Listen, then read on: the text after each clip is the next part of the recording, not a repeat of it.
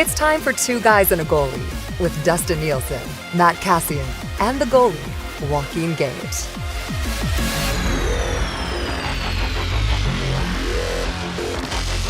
Hello, everyone, and welcome to episode 132 of Two Guys and a Goalie. The trade deadline creeps closer and closer. It's Nielson, it's Gage, it's Kassian, it's Kassian and Salas, our presenting sponsor, Coolbet. Visit them at coolbet.com, Coolbet Canada. Chris Abbott will actually join us in about half an hour.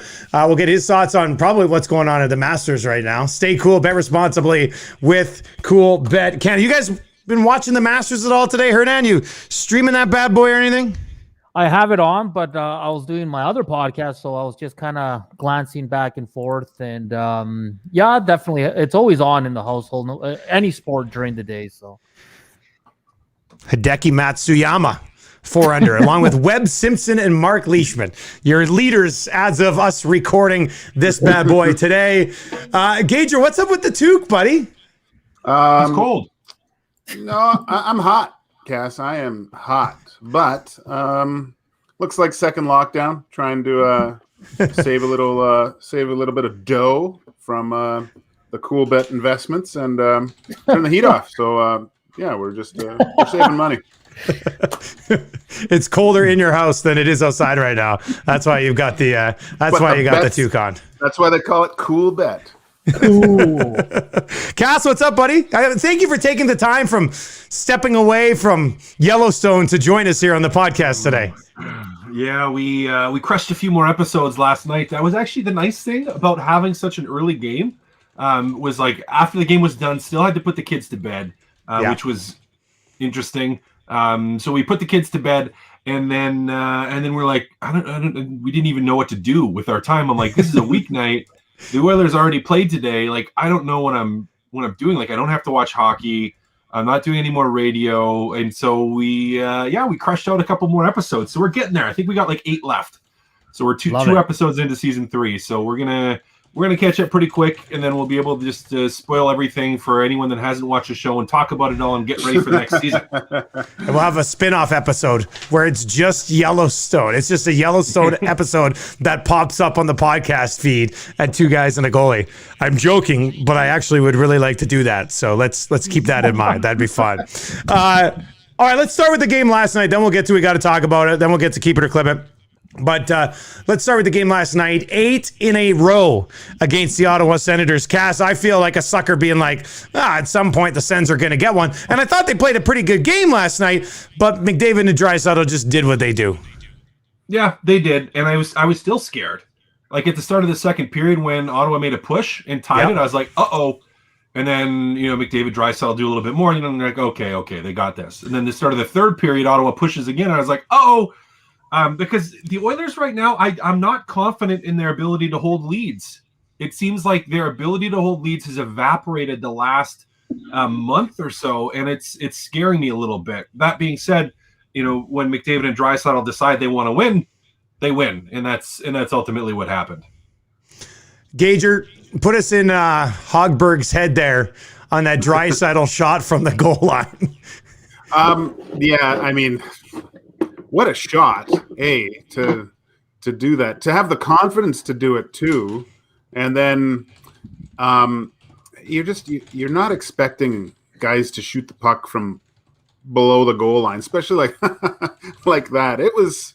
It's a bad goal to let in, but man, that's I think I've said this before on the cast. Sometimes you just got to give it to the shooter. Well, that's what I was kind of wondering, because I like, go ahead, Hernan. Oh, Cass, no, sorry. It was me. I just want to, just before we go, I sorry to interrupt, but doesn't it look like Gager's got a ponytail right now? It does, off to the right. Off to the side. Yeah. It does. I was like, that's just because it was just the I don't know if it's just the way the light now, not anymore, but it looked for a minute like he had a ponytail, Gage. I'm like, please. I did have a tail back in grade 7, but that is close as I got to a ponytail. Gager, is that Under Armour hoodie have a little fluff on the back, or is it? It's a hood. It's a hood. Okay. No, All I think it's just the hood with the the window blinds, like just made it kind of look like a ponytail. It was distracting me. I was like, "Is that a ponytail?" I'm like, "Did Gage get a wig with a ponytail? That would be amazing." I got the reverse mullet. Yeah, I went for a hair club for men and got a mullet put in the back. No, yeah, sorry. You know what I'd like to see? Dusty. I'd like to see Gager have a toque that just has a single ponytail coming out of the back. So you put it on, you go to the house, you got a ponytail coming out of your toque, and everybody just thinks you're a long hair guy. That would be that maybe with Coolbet on the side of that too, Dusty. And that, let's make that happen. Let's make it happen. Hernan, good shot or bad goal, or can it be both? I think it's both. Like I watched it over and over. And then today there's a picture on Twitter, and he's below the goal line, like the whole body. Yeah, like I'm just like, how the hell did that go in? I did think Hogberg was pretty good last night. He did rob him in the first period. Yeah, I think late in that first period. But yeah, Draisaitl's just amazing. And what was even better, guys? McDavid saying the best shooters in the game were Ovechkin and Draisaitl, and he left Austin Matthews out. I love that. But I think one thing we're forgetting about last night's game, the Oilers won. It was a good game. I thought Ottawa was right there with him till the end, but the dynamic duo of the Oilers took it over. How about that Yamamoto hit? Laying out Mike Riley. Like, when I saw them coming together, I'm like, oh, poor little guy's going to get crushed here. But no, it was the other way. And I was like, I even jumped out of my couch. I was like, hell yeah, Yamo. I love seeing little guys like that lay out hits like that, man. It's great. That was awesome. Hernan, we should have brought that up on the post game. I don't know why we didn't. I should have thought of it, but that was an awesome moment. We'll blame Tom.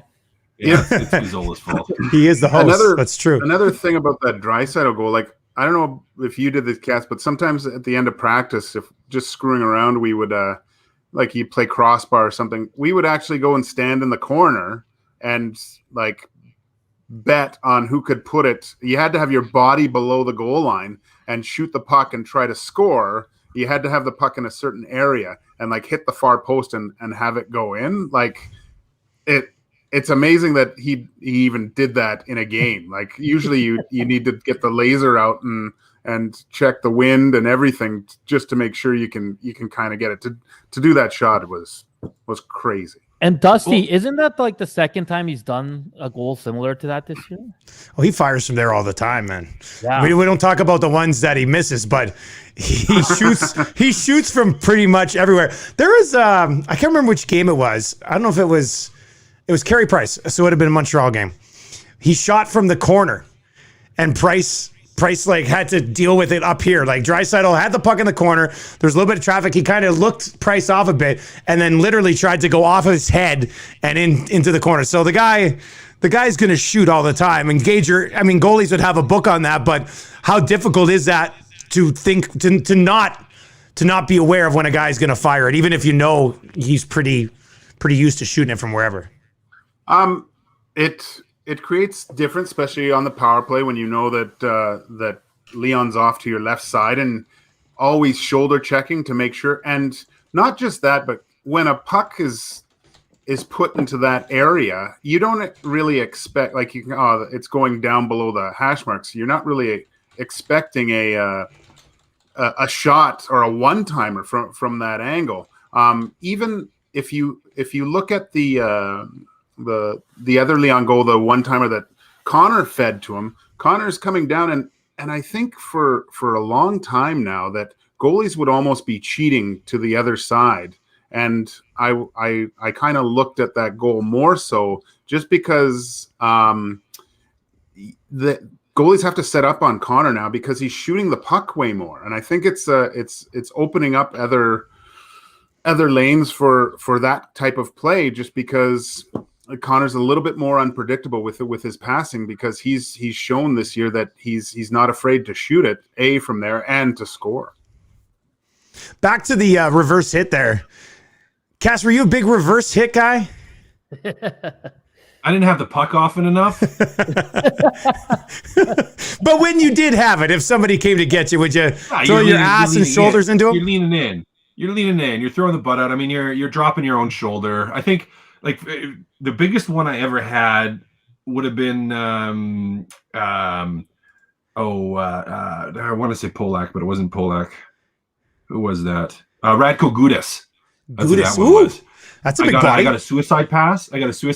And he stepped up, but I saw him coming, like, so I knew it. So I had a second to drop my shoulder. And so it was like the two of us moving at full speed in opposite directions, both dropping the shoulder. And it was just like we both stopped. It's like, and those are the worst ones. Like ones like Yamamoto's for Riley, like it looks really bad, but it's not horrible because your momentum gets changed. It's like you don't just stop. Like when the momentum goes and you kind of glance off, it's like a glancing blow versus like the stick. And Gudas hit me on a suicide pass once, and we both just stuck. Like I'm fairly sure my shoulder touched like my chin almost. Like this is like basically bent in all the way, and it was just like, so I actually sprained this little joint here right in your like where your collarbone is, and I couldn't move. Like I could barely move this wing for a month. Afterwards, it was just horrible. But yeah, I mean, if you know a guy's coming and you have the ability to make a player to brace yourself, and you can stick them back, or they think that you're not going to be ready for the hit, and you see him coming, and you all of a sudden can brace or pop them that split second early. It's awesome. It's such a good feeling, like to know that someone thought they had you in their sights and you just end up being the one that run them over. Is fantastic. Great feeling. I'm trying to think if it ever happened to me on the flip side where I thought I had somebody. Oh, one time would have been Dustin Bufflin. I thought I had him lined up open ice, and it was the same sort of thing. I'm like, I got this, and just got like gunk, and he just doesn't do anything. I was like, oh. Just a quick question, Cass. When that happens, is it like when Thor hits Captain America's shield and then you guys, the big wave goes through and everyone else on the ice falls down? Is that what happens? Or not? Basically, with me and Big Buff in that situation, it most certainly does. Yeah. Oh man, that's kind of the impact of it. It's like both things aren't moving in that one. So I don't know if I ever got really bad where someone like absolutely like the Yamamoto one, like where I got absolutely dusted in that. But then again, it's a little bit of a different situation because it's a D-man trying to step up and, not typical that I would have been in that situation. I was usually on the bench. I tried to reverse hit guys sometimes. Never worked. I don't know what it is, but goalies just cannot throw a body check. We just go, it's a yard sale. I'm surprised my pads stayed on half the time. And that didn't have to be a big guy or small. And I wasn't small by any means, but yeah, goalies, terrible hitters. Gager, did you ever try to clip guys behind the net? Like if you were playing the puck and they were forechecking around there? I would stick the butt end of my stick out. And it's funny because I could see them come out the other side and they'd be like, they'd give the face. And sorry. Whoops. Sorry. Didn't, just accidentally on purpose leave the butt end of your stick right where he's trying to really, cut the net really quick. And they just, in a sense, they just eat your knob, I guess, is what happens. This is episode 132. Eat your knob. Let me write that down. You've done it again. That's excellent. All right.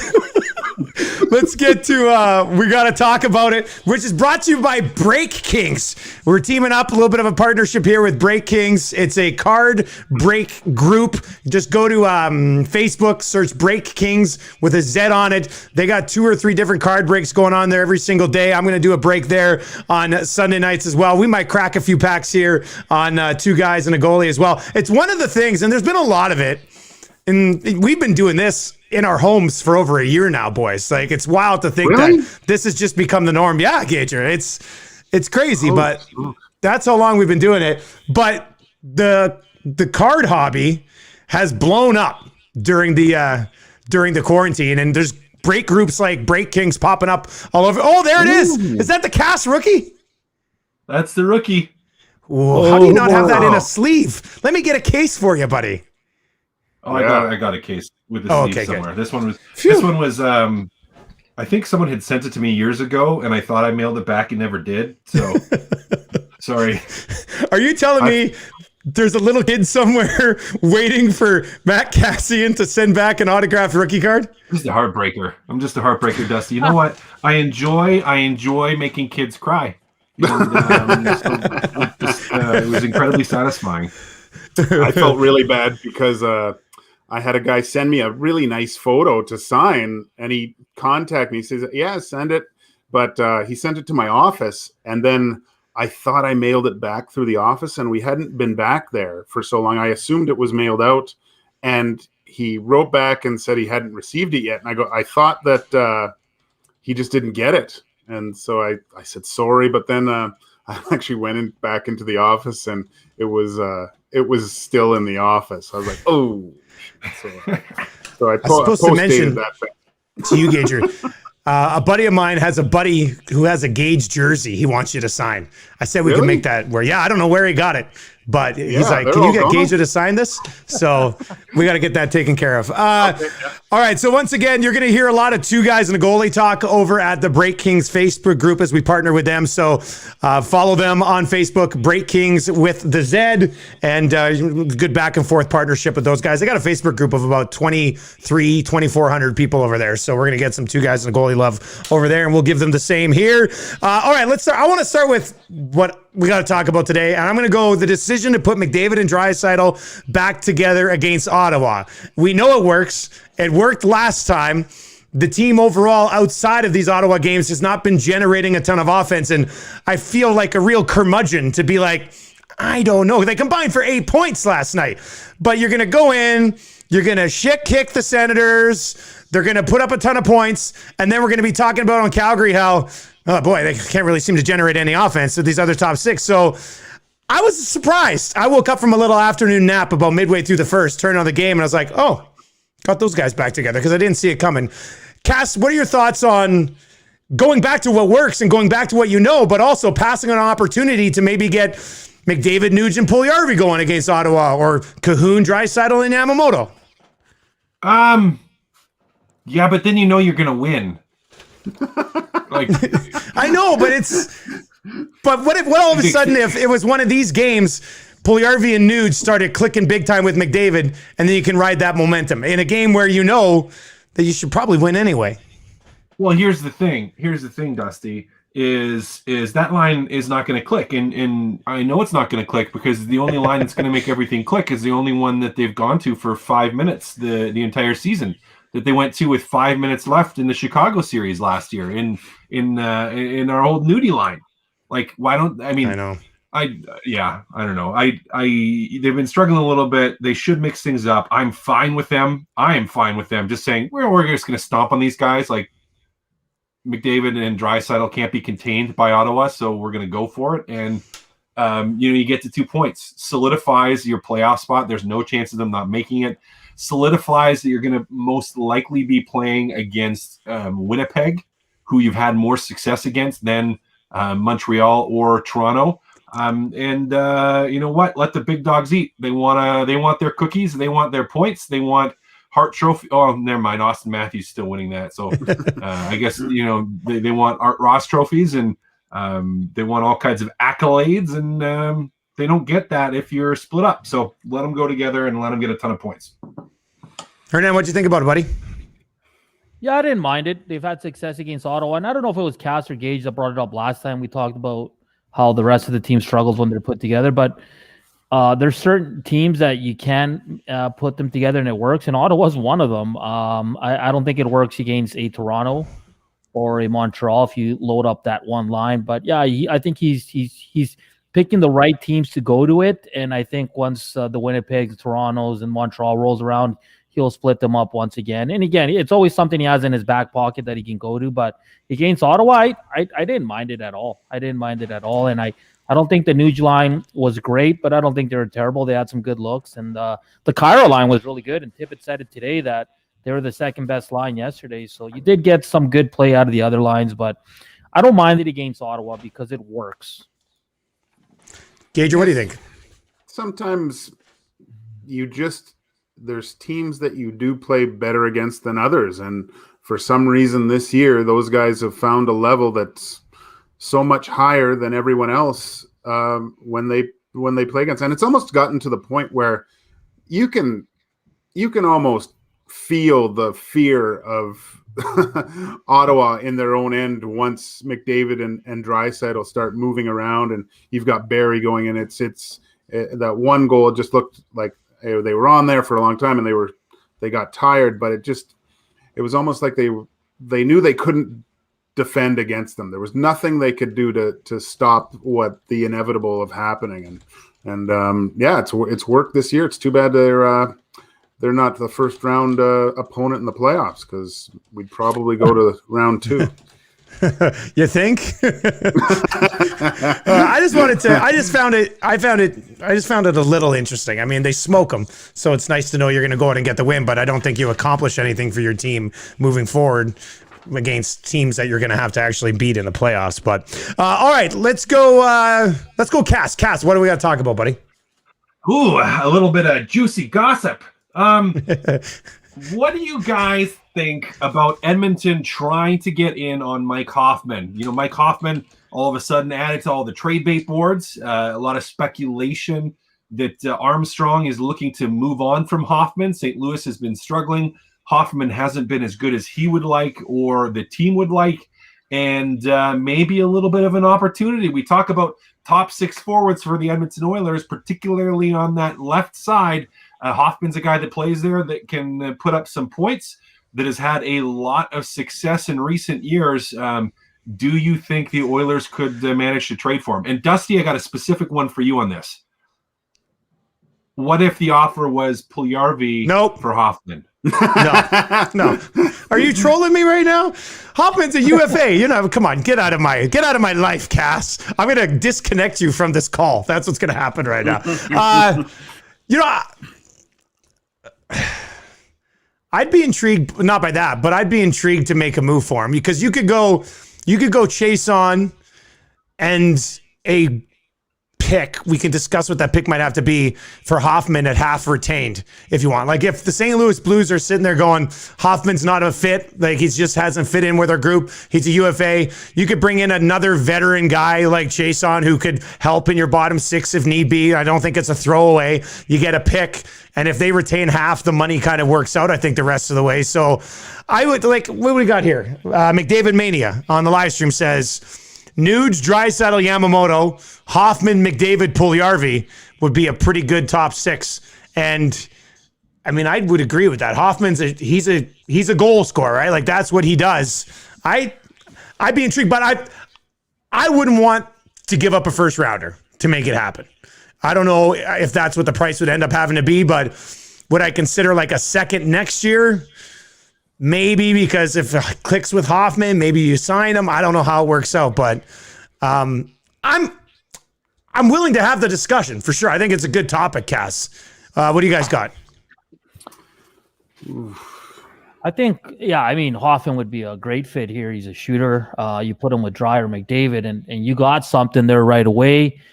It was funny because we saw that yesterday, that he was being healthy scratch, and Twitter blew up, and then Berube kind of threw some water on it, saying like it was just a personal decision. I wanted Sammy Blaze. B in, Blaze in there. So I really don't know, and I kind of went to look at St. Louis Blues reporters, and no one was really speculating anything. But I think it could work. I don't know what it would take. And keep in mind also, the Blues are only 3 points out of the playoffs. So I don't know if they're sellers right now, or if they just want to get something in return for Mike Hoffman, or make a run with him in the lineup. But I do like it. I mean, he's probably more realistic than the other names being tossed around. So if the Oilers can find a way, and Dusty, maybe you have to look at picks down the road, right? Maybe not this year to get it done. You don't know. But this next couple of days here, we'll see how St. Louis does in their next 2 games. If they drop both, then maybe they're looking at a different scenario come Monday. I guess, I don't know. Just because you get a shooter doesn't mean he's gonna. Shooters might not shoot. I don't know. It takes you have to develop chemistry with certain players, and sometimes it's there and sometimes it's not. I don't know. That's the thing. We don't know if Hoffman's a good fit. Like, who is he? We know that Draisaitl and McDavid are the setup and trigger guy kind of with that. Would he work better with McDavid? Would he work better with Leon? Sometimes bringing a guy in at this time of year, like, only one team gets it right, and you're taking a chance on possibly disrupting kind of the chemistry that you already have with some players. But if he did work out, that's one hell of a player to have on that side with just another option to score goals. What if the trade was? What if you knew you weren't going to sign Ryan Nugent-Hopkins? Like if they were asking for too much money, you knew you weren't going to get there. Would you make a deal Nugent-Hopkins for Hoffman straight up? Would they command the same amount? Do you think? Wouldn't, because Hoffman, 2 years ago last year because he had a good year. He was looking for Taylor Hall money, and it just kind of time ran out on him. I think a little bit too, right? And so yeah, is he more than 6? Like, is he 7? Is he going to want 8? I don't know. After this year, he probably can't. But that's the risk, I guess. And I find the Nuge much better on both sides of the puck than Hoffman is. And 4 years younger too, right? There's a lot more. I'd much rather this would basically come down to who you want down the stretch. If you're not the breakcast, that's what you're saying. Like that's what I'm saying. Yeah, I'm not saying like who you want long term. I'm just saying I think you're not going to get a deal with Nuge. I think I still rather have Nuge just because the penalty kill, ability to play center if you want to play the other two guys together. But I'm intrigued by Hoffman. I mean, it's not a number that looks unworkable. It's just a matter of what you'd have to give up. Well, maybe I'll save it because I think I can come back around to it for Keep It or Clip It. So we'll do that. Chris Abbott from Coolbet is here. We'll continue with We Got to Talk About It, brought to you by Breakings coming up here. But let's get to Chris Abbott, who we pulled him away from the Masters, which is nice to see. Let's bring him in today. Chris, how you doing, buddy? I'm doing good, boys. Yeah, you didn't pull me away from the Masters, but I'm sweating some afternoon baseball bets that I've got going. The Mets have already left like 6 people in scoring position, and I took them to score over 4.5 runs. So I'm here just like screaming at I don't even know who coaches them anymore. Bobby Valentine? I don't know. But I'm Bobby Valentine in disguise. But I'm just that's what I'm doing. To be completely honest, so the Masters is massive for betting, but I don't know. I don't like betting golf, man. It doesn't do it for me. I find if I bet it, I have to sit there and watch the entire tournament, and I ain't got time for that. The thing with me for golf is when I bet it, I end up betting like everybody, and it just doesn't make sense. I'm like, ooh, I like Justin Thomas. Ooh, but Rory could win it, and he's plus 2,000. I'll take Rory McIlroy. You know what? I got to mix in a couple of long shots, so then I get that done, and then I come back around and bet on all my favorites, Victor Hovland all the time, and Zalatoris, and then I got to mix in the Canadians. Before you know it, I got money on 12 different guys to win this thing, Chris. No, there's no way I can win. It drives me crazy. It's super popular, and especially for tournaments like the Masters, all the different prop bets that were out there, will DeChambeau drive the 13th green and all these kind of things. So it's been a lot of fun. And luckily, Pat, our social media guy, marketing guy, is all over it. So I just kind of let him handle the golf stuff. And I kind of sit back and degen with my baseball and my hockey. And then I had a big win with Russia over Norway at the World Curling Championships this morning to get me going for the day. So. Did you get did the book get hammered by Edmonton bettors on McDavid and Draisaitl over 1.5 points yesterday? I mean, it's just expected at this point. I mean, I bet the only I had Edmonton in regulation. I had Connor over 1.5, Connor over 2.5. The only thing I didn't bet was a Draisaitl hat trick, which I'm sure would have been 25-30 to 1. That would have been a good hit. And I had over on the game, so that didn't come through. But I mean, at this point, when we see that matchup on the schedule, we just kind of shake our heads. I think Connor tonight is minus 115 to get 2 points. Jeez. Come on. It's insanity, but they can't stop them. They cannot stop them. So it's going to happen again, barring the goaltending performance of the century. Those guys are just too good for that Ottawa team. And I mean, I guess when you've just had that much success against a group, first of all, McDavid and Draisaitl are as close as it gets to invincible in the NHL. They're going to be good against everyone, but they've just got to be licking their chops. It's got to be fun for them to play Ottawa at this point. Minus 133 not to score. That's hilarious, actually. Throw Tyson Barrie in there as well. He's been awesome against Ottawa. He has 13 and 8, and he's right there with the big boys too. And he kind of goes unnoticed, right? Yeah, I think that's it. You got to look for those. Like even Darnell Nurse, I don't know that the books have caught up to him, but I swear every Edmonton game I watch, Darnell Nurse scores a goal. So I mean, to be betting on a defenseman to score a goal every night, if you got on that Darnell Nurse train early in the year, you'd be doing really well.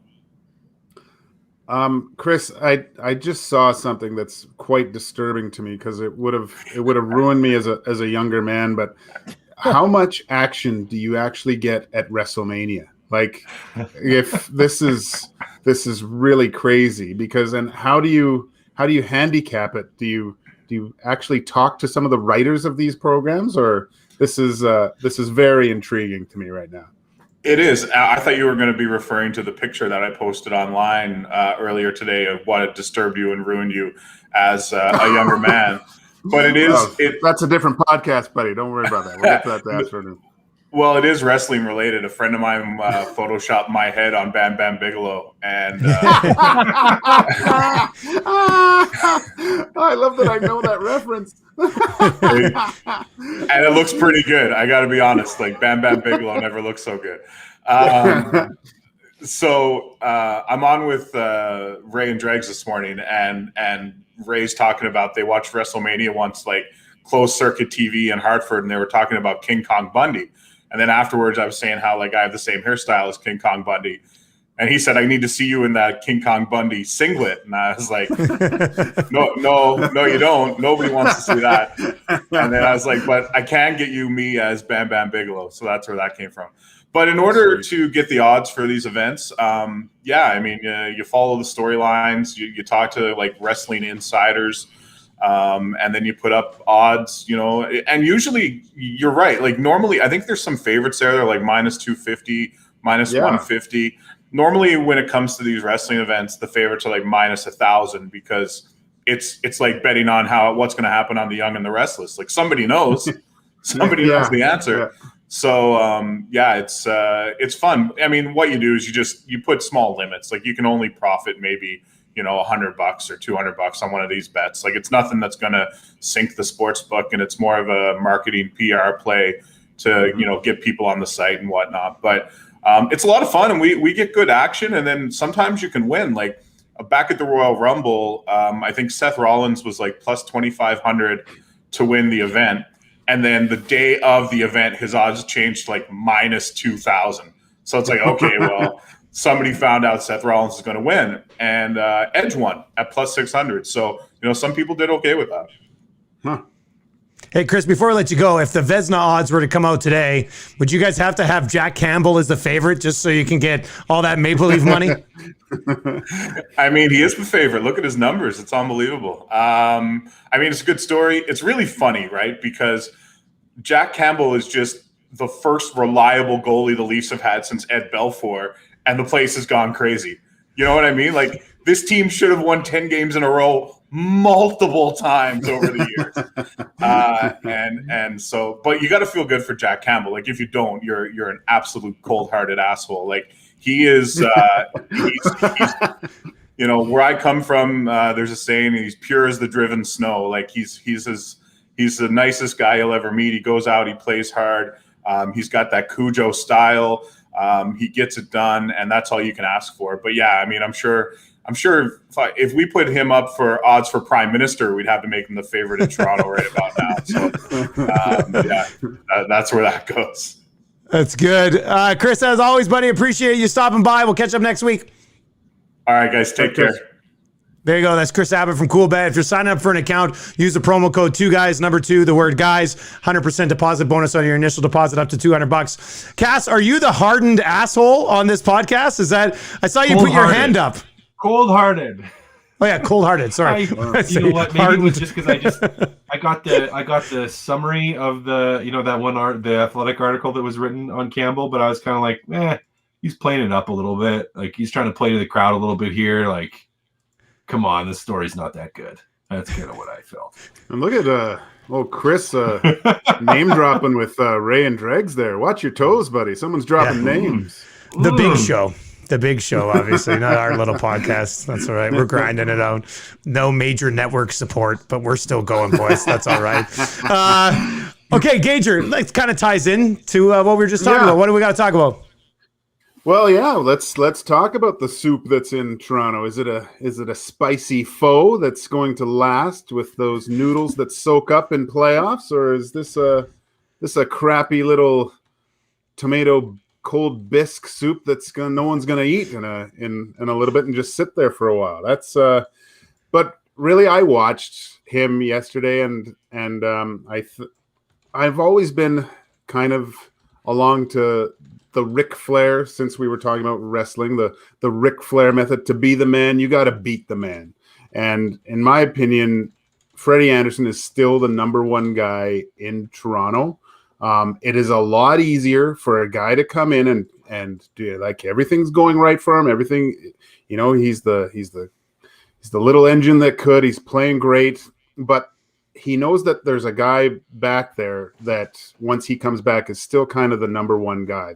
He hasn't taken that from a media standpoint, from a organizational standpoint. It's not his mantle yet. So, but saying that, he looks great.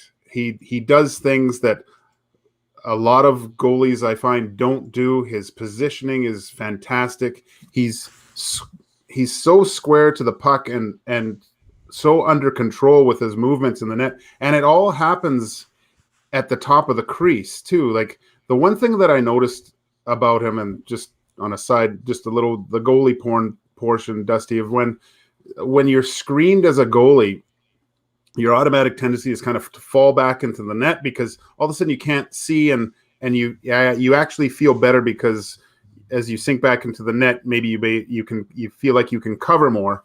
He doesn't have that. Like, he gets to that point of the deflection, even if there is traffic, and he puts his body in the best possible position to stop the puck. Like, you'll see some shots get tipped or deflected, and it still hits him up high. And I think it's because of his positioning at the top of the crease.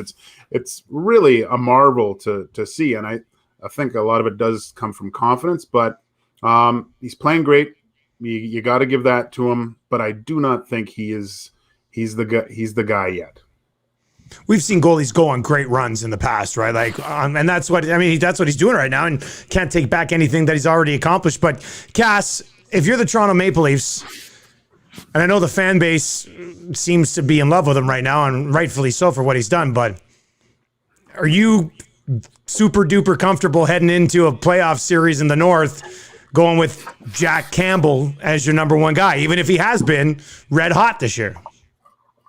Well, maybe, I guess. That's kind of was thinking, no, I'm not. But then I was like, well, Binnington did it. So maybe I am.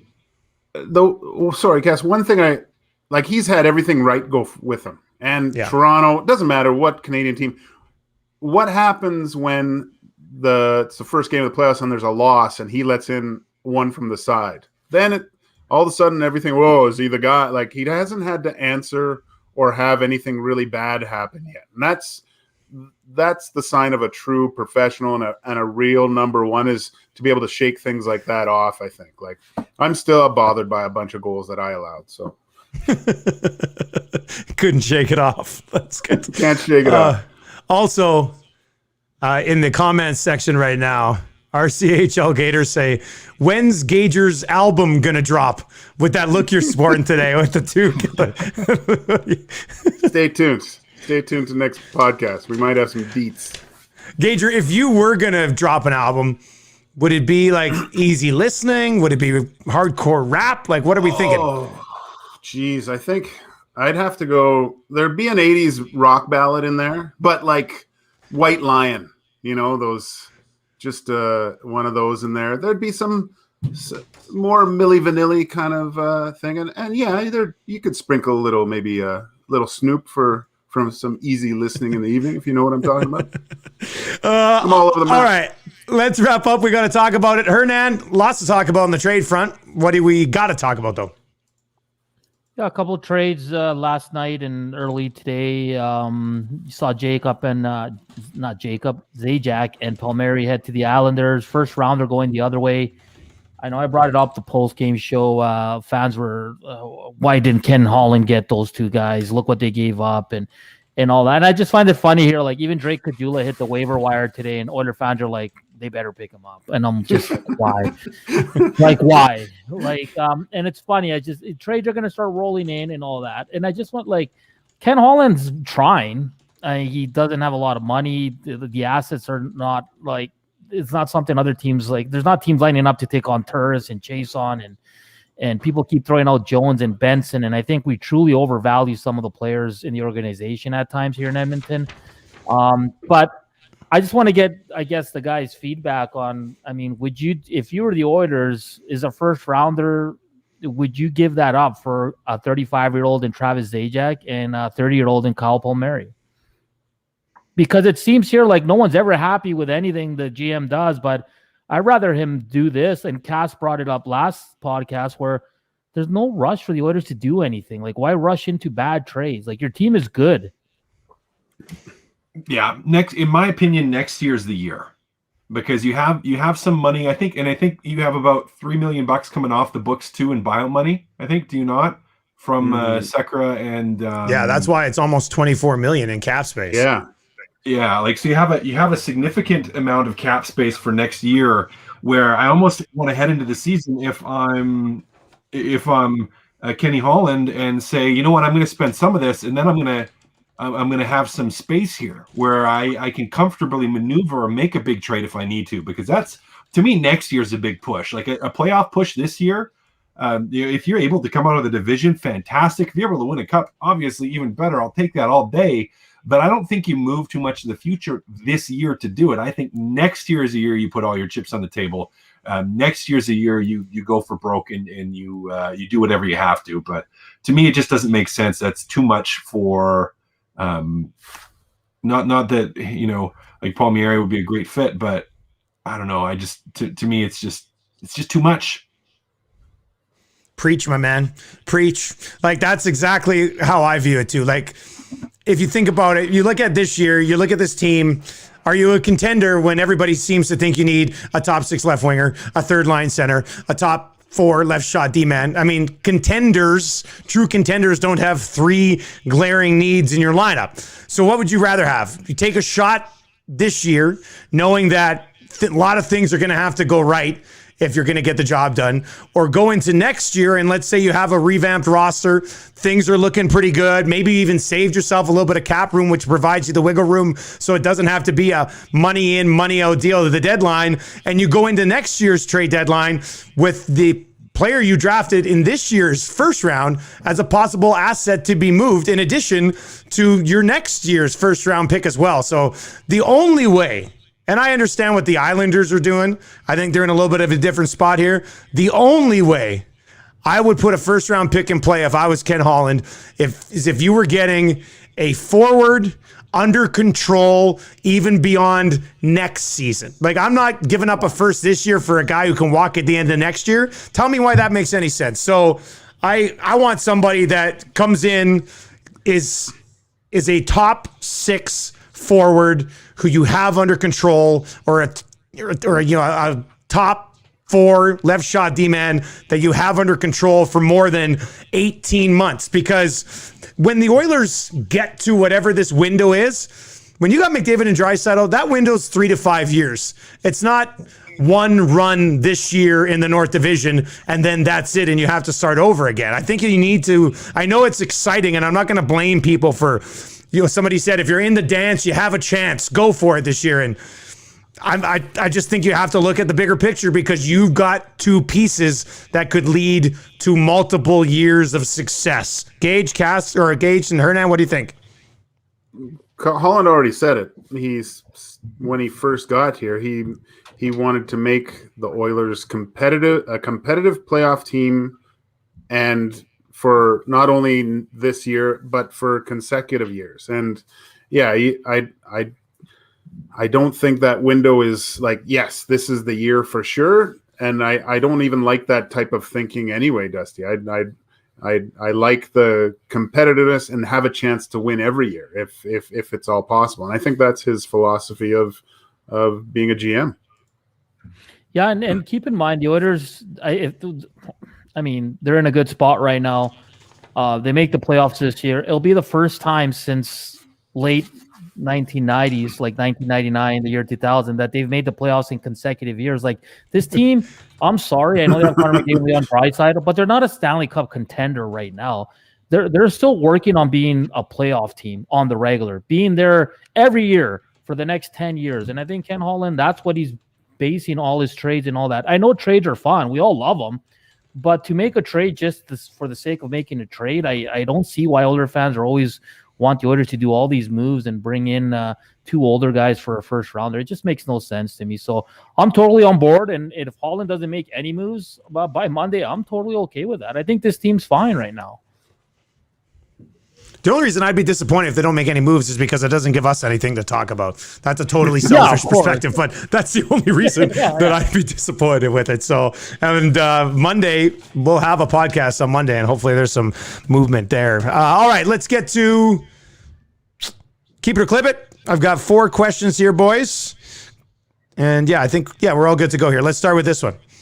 Connor McDavid needs 32 points in his last 16 games to hit 100 on the season. He will hit that mark. Keep it or clip it. They only got Ottawa once more, right? That's right. Needs like 6 points tonight. Yeah, I was saying 8-point night tonight. That's tough to say because he's going to blow up for like a 5 spot here. And I'm going to keep it.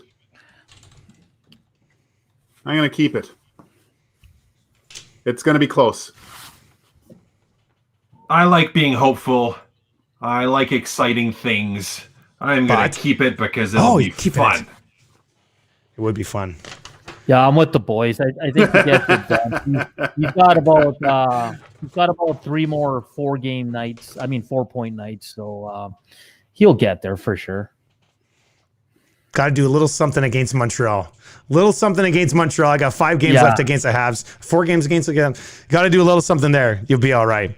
Question number 2. Talked a little bit about with the Leafs, but I think this is more clear here. The Maple Leafs must make a significant addition prior to the deadline. Keep it or clip it. No, because the soup is hot. As long as the soup stays warm, they're good. Yeah, I'm with Gage as well. I like what they could add, but I think they're fine. I really like their bottom 6 too. Defense is good, and Gage said they have 3 goalie options. You can even throw Hutch in there; he's been all right. So, yeah, I think they're fine. I'm gonna clip it. They need to trade Connor Matthews straight up for Leon Draisaitl or Austin Matthews straight up for Leon Draisaitl and Connor McDavid. I thought you were splicing genes there for a second. I know. I was just thinking we know that he's as valuable as both of them combined, so they should make a major move and they should trade for Connor and Leon at the same time, straight up for Austin Matthews. I had a dream they both went to Phoenix on the trade deadline.